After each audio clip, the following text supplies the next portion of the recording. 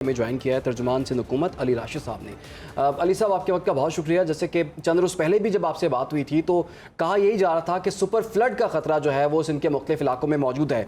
इस वक्त कौन से इलाके हैं जो कि सैलाब से सबसे ज़्यादा मुतासर हो सकते हैं और हुकूमत की इस वक्त क्या तैयारी है?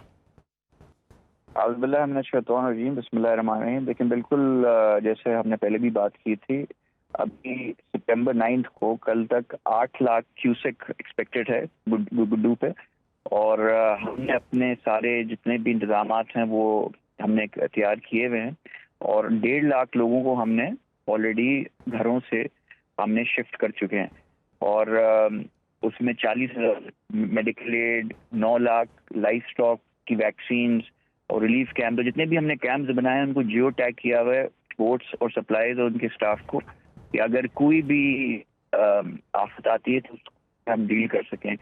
सीएम साहब ने जो है रूम बनाया हुआ है, उसका भी दौरा किया है, और इन चीज़ों को हमने अंडर ऑब्जर्वेशन रखा हुआ है, और इंशाल्लाह इस चीज़ का हम है तो आफत काफ़ी, मगर इंशाल्लाह इसको हम फेस करेंगे और कोशिश करेंगे कम से कम लोगों का नुकसान। अच्छा अली, ये भी कहिएगा कि हमने देखा कि चेयरमैन पीपल्स पार्टी बिलावल भुट्टो जरदारी ने एक बार फिर हुकूमत से मुतालबा किया है कि ज़रूरी एमरजेंसी नाफिज की जाए, और इसके साथ ही उन्होंने कहा है जो सैलाब से मुतासरा इलाके हैं उनके लोगों के बिल जो है ना बिजली के वो माफ़ किए जाएँ। और दूसरा उन्होंने ये कहा है कि वफाकी हुकूमत को सूबाई हुकूमत के साथ मिलकर काम करना चाहिए। अब क्या समझते हैं कौन कौन से ऐसे काम हैं जो दोनों को मिलकर करने चाहिए? और ये जो सैलाब मुतासरीन के बिल की माफ़ी के हवाले से बात की गई है, ये सिंध के लिए की गई है? देखिए, हमने तो हर जगह जो भी देखे, जैसे आपको पता है बिलावल साहब भी खुद मुल्तान में मौजूद है, तो ये हमने जो माफ़ी की बात की है, हमने तो कहा है कि अक्रॉस द बोर्ड जो भी फ्लड इफेक्टिव हैं सबके लिए किया जाए। पिछली दफ़ा जब फ्लड आए थे तो उसमें जो 2 मिलियन लोग डिस्प्लेस्ड हुए थे उनके लिए हमने मकानात भी बना उनको हैंड ओवर करना शुरू कर दिए थे, और ऑलमोस्ट वो अमल भी मुकम्मल हो चुका है। तो कोशिश हमारी है कि जो जितने भी इफेक्टिव हैं उनको रिलीफ मिल सके, और कोशिश यही है कि कम से कम लोगों का नुकसान हो, और थोड़ा हमें एडवांटेज तो नहीं कहूँगा, मगर थोड़ा लोगों ने चीज़ों को, हमारी पब्लिक भी कभी कभी चीज़ों को थोड़ा लाइटली ले लेती है। अगर कराची में भी साइक्लोन आ रहा होता है तो हम सी व्यू चले जाते हैं as oppose to staying in and being safe. तो यहाँ भी मगर पंजाब की जो हालात हुए हैं उसको देख के लोग भी थोड़ा कोऑपरेट कर रहे हैं।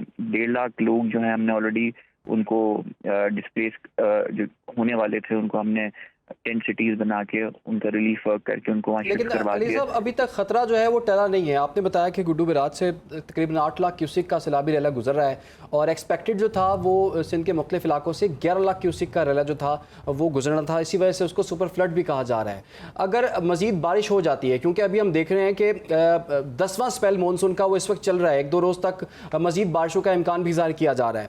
ख़ास तौर पर कराची में अगले 2 रोज़ जो हैं काफ़ी टफ होने जा रहे हैं। तो अगर मजीद बारिश हो जाती है, फिर सैलाबी पानी है, तो क्या कराची वालों को इस वक्त परेशान होने की जरूरत है, या हुकूमत ने तमाम तैयारियां मुकम्मल कर ली हैं? लास्ट टाइम भी आपको पता होगा कि प्रीवियसली कुछ दिन पहले तूफानी बारिश हुई, और अनप्रेसिडेंटेड, पहले इतनी कभी नहीं हुई जो दफा हुई थी।